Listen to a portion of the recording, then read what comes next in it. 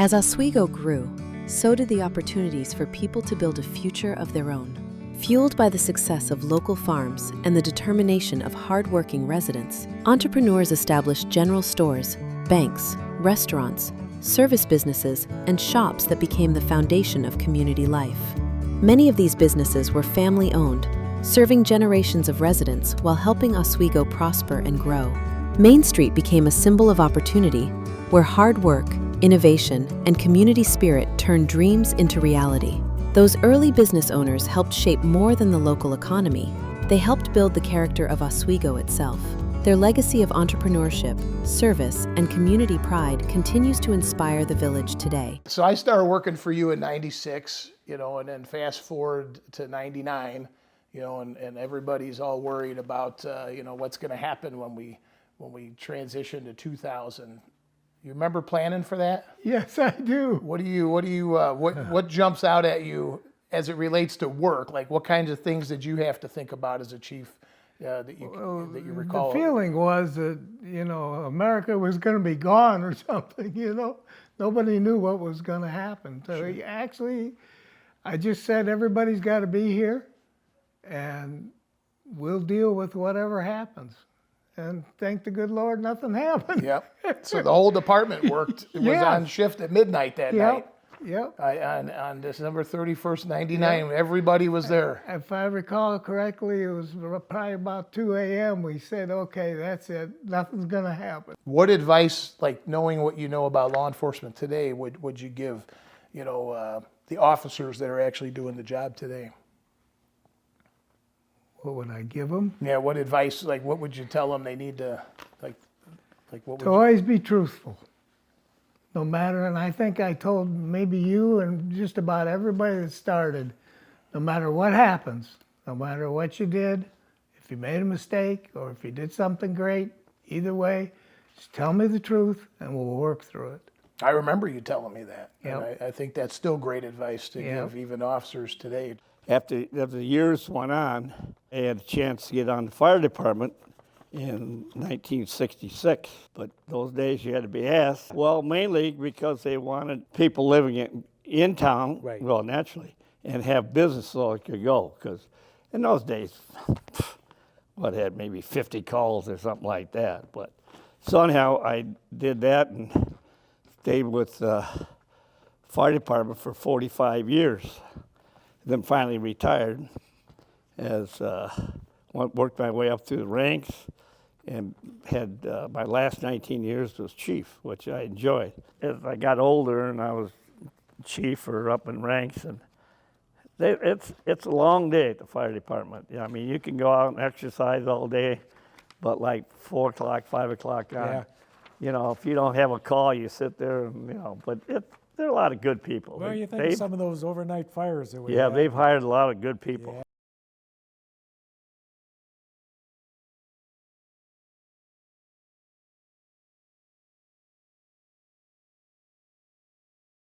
I moved to Oswego in 1972. At the end of '89, I was asked to serve on the fire board.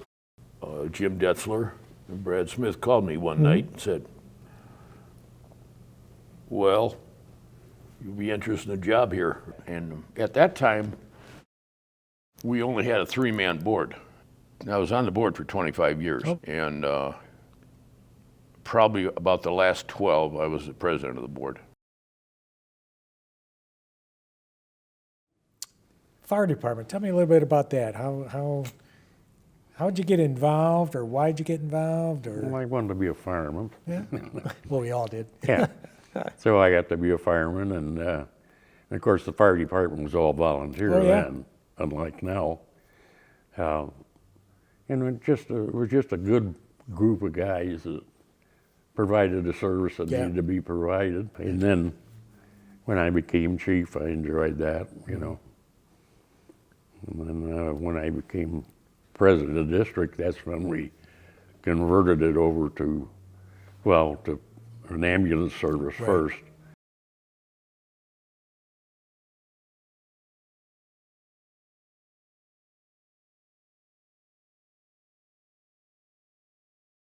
So I was Jane Markline, and my mom was Marilyn Rogerson, and my grandparents were Margaret and Jeff Rogerson, and they were very, very involved in the beginning of Oswego. So you've been here like forever. We have. I have been. Yes, I have. Memories of my mom would be working, and I would stay with Grandma and Grandpa Rogerson, and their house was where the old Traver Right is by now. Denelli's there? Yeah, Yeah. was right there.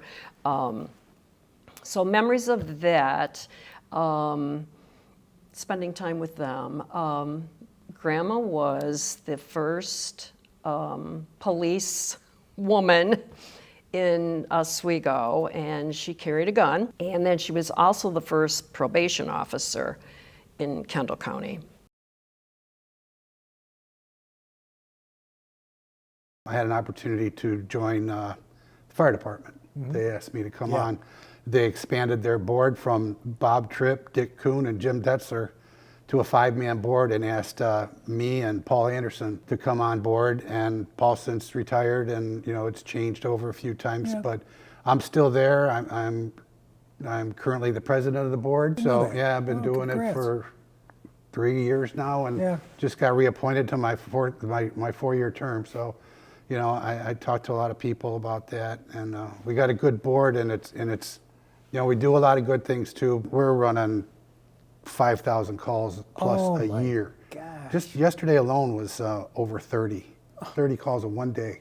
At your worst time, those guys and gals will be there, and that's what it's all about. They're wonderful people.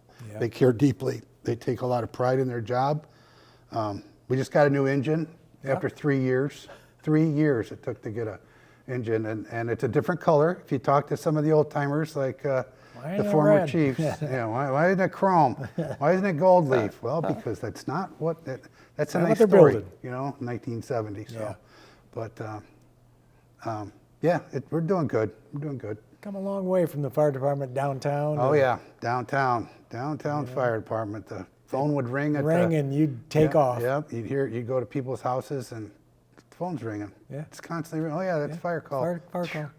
If you're downtown at Schuler's, Chuck and They would race across Jimmy the street. Mayer and What you always had to do was Wooly would come running down. Yeah, you have to watch Wayne Denny coming in. with his Dodge race car. Carl Wheaton would come running down from the Shell station. Yeah. I remember that like it was yesterday. Yeah. When you first started, describe how it was to get a call for service. Today it's all computers and cameras everywhere. What was it like then? It either came from the police department, which was at the old Village Hall, 113 Main, which is now a restaurant. When I started, the police department was one room of the Village Hall. Okay. And back of, it was like a theater. You walk through gates and there was the board meeting. Okay. And then you walk through there to the police department, which was the size of one room, the size of you fit a desk in there, and that's about it. Was there even a jail there? No, there was nothing. Or a cell or anything? No, nothing. Police department had a non-emergency number. There was no 911 at that point. Okay. And there was an emergency 7-digit number, and that was answered at the county, and they dispatched us. Okay. Did you guys have radios at the time? Yes, we had radios in the cars, and we Okay. had one portable that, if it worked, it was usually too far from the county to converse with them. A lot of times, you had to watch where you were. You had a little antenna you pulled up. So when you were working, was there any other officers usually working? No, usually it was just one of us. So you just guys one of all us. kind of shared the same radio and would just pass Shared it the along same to the ra- next Yep, officer? Yep. All we did was check doors at night. We were more like night watchmen on the night shift, and did things during the day like every day. There was an elderly lady, Mrs. Bickford, lived down Main Street. We'd go to the Lark restaurant and pick up her lunch and take it to her. Johnny Suave was a handicapped individual, lived by the Presbyterian Church off 25 there.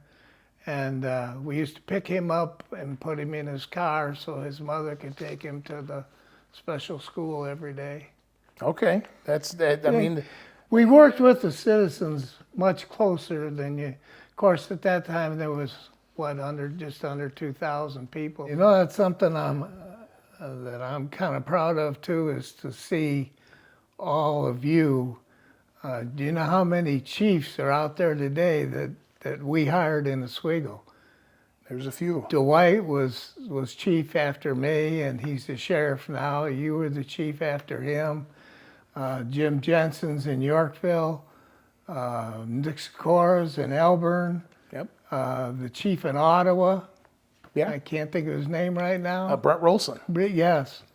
I think he just retired recently. Or Yes, is planning he did. To, so, and then you got Jason Baston, who became chief, and he came up in that department as Yep. well. Yep. So I don't know if we may be missing somebody. I don't think so, but yeah, there's definitely could be. produced a lot of chiefs Yeah. out of that department. Yep.